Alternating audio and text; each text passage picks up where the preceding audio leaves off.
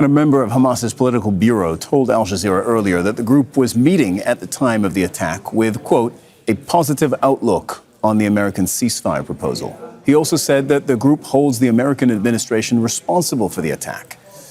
Now, White House Press Secretary Caroline Leavitt has been speaking over the past hour in her regular press briefing, and she's been asked about this Israeli strike on Doha. She said the Israeli strike was, quote, unfortunate, and that Qatar had advance warning of the attack. This morning, the Trump administration was notified by the United States military that as Israel was attacking Hamas, which very unfortunately was located in a section of Doha, the capital of Qatar. Unilaterally bombing inside Qatar, a sovereign nation and close ally of the United States that is working very hard and bravely taking risks with us to broker peace, does not advance Israel or America's goals. However, eliminating Hamas, who have profited off the misery of those living in Gaza, is a worthy goal. President Trump immediately directed Special Envoy Witkoff to inform the Qataris of the impending attack, which he did. The president views Qatar as a strong ally and friend of the United States and feels very badly about the location of this attack.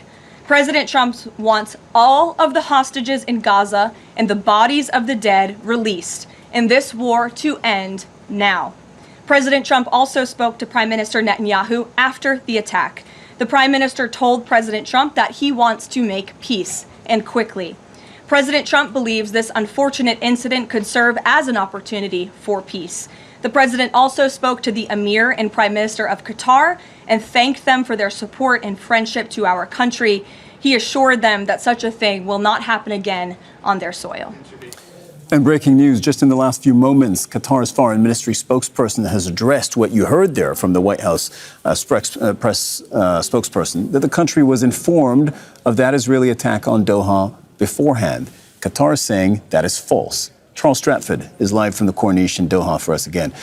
So, Charles, Qatar now directly contradicting what the White House said.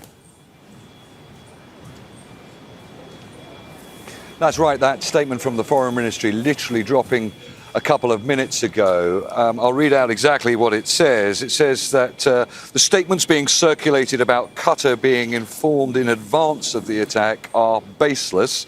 The statement goes on to say that the communication received from one of the American officials happened during the sound of the explosions. This obviously comes on the back of that statement made by the White House earlier, which said that Steve Witkoff, the US Special Envoy, was told to inform the Qataris of the impending attack. So Qatar very keen to point out that seemingly that advance warning that Witkoff was told to give the Qataris was nowhere near on time. The Qataris saying that they received it as the attack itself was happening.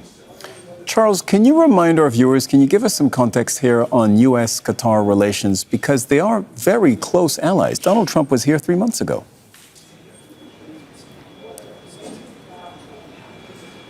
That's right. Very close relations and relations that were established a long time ago.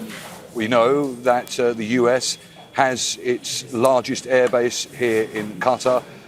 Trump has always been very generous and previous administrations very generous in their comments about the Qataris.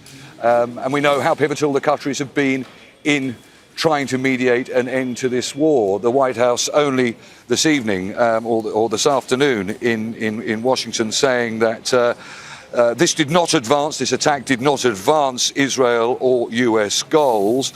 It said that hitting Hamas is a worthy goal, but it said that the US feels badly about the location of the attack. And we know now that Trump has subsequently spoken to Qatar's leader following that attack. But yeah, the relationship between the US has for decades between the US and Qatar been very strong indeed. And it seems as if, certainly there seems to be an attempt by both the US and the Qataris to try and calm the situation down with respect to any major diplomatic fallout that could occur following these attacks between the US and Qatar. But very telling now that the Qataris have said that they didn't receive any warning in advance of this attack. The only warning that they received, according to the Foreign Ministry, was whilst those attacks were actually happening.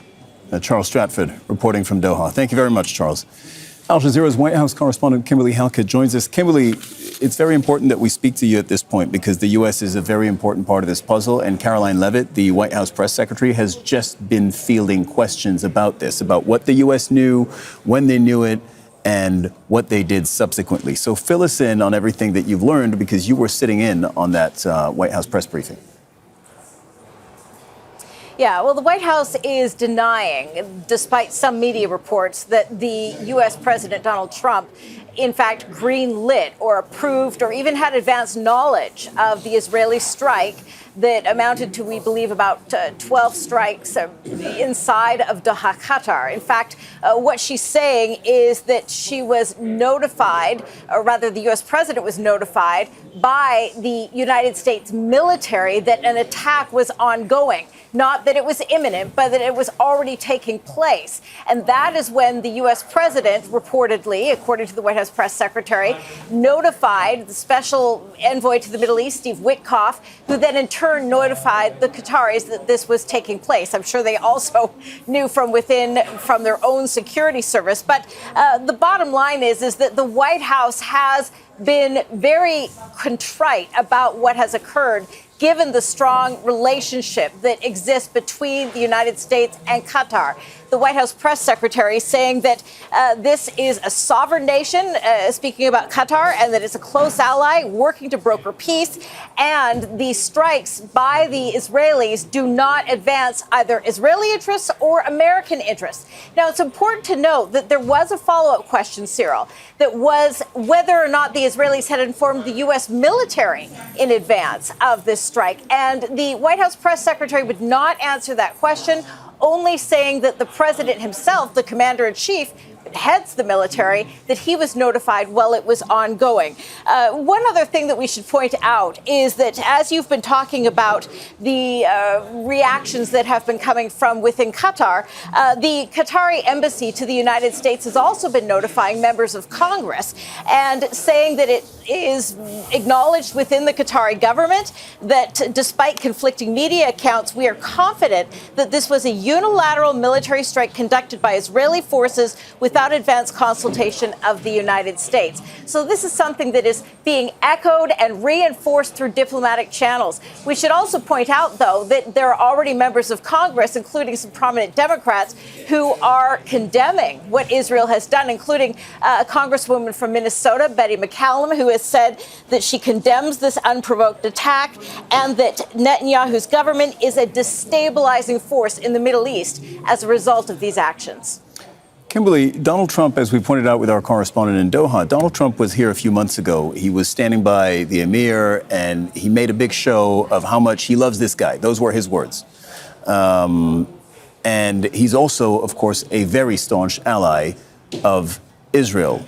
Is there, based on your sources, is there at the White House or the State Department, is there a realization that in a moment like this, like today, those two things may not be compatible?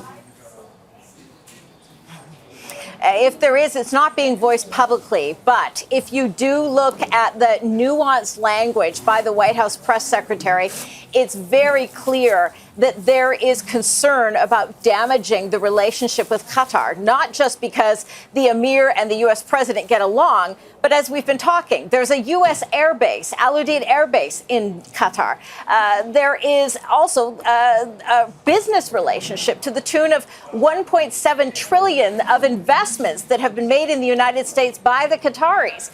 There is an ongoing back and forth that is of grave concern of being jeopardized. Add to that, the Qataris have been instrumental on the diplomatic side, in terms of not just working as a mediator with Hamas, but also in other global conflicts. Doha has been on the world stage for more than a decade in that capacity. And the United States is keenly aware that it needs the support of the Qataris and that relationship with the Qataris to move and advance some of their own interests in the region forward. So the White House, again, parsing its language, saying that they are unhappy with the location of the Israeli attack, but not the ultimate goal, it says, in terms of eliminating Hamas. Yeah, Kimberly Halkett reporting from the White House. Thank you very much. Don't miss out, get the full picture. Subscribe to Al Jazeera for reliable news and expert insights. Like, share, stay ahead.